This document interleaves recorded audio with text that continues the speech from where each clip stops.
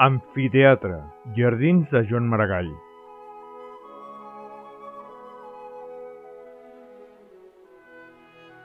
Dins els Jardins de Joan Maragall, a Montjuïc, creats pel paisatgista francès Jean-Claude Nicolas Forestier, amb la col·laboració de Nicolau Maria Rubió i Tudurí, l'any 1929, amb motiu de l'Exposició Internacional de Barcelona. Es va crear l'any 1970 l'amfiteatre, aprofitant una reforma i ampliació dels jardins, dut a terme per Joaquim Maria Casamor, aprofitant l'espai de l'antiga pedrera Matxinet.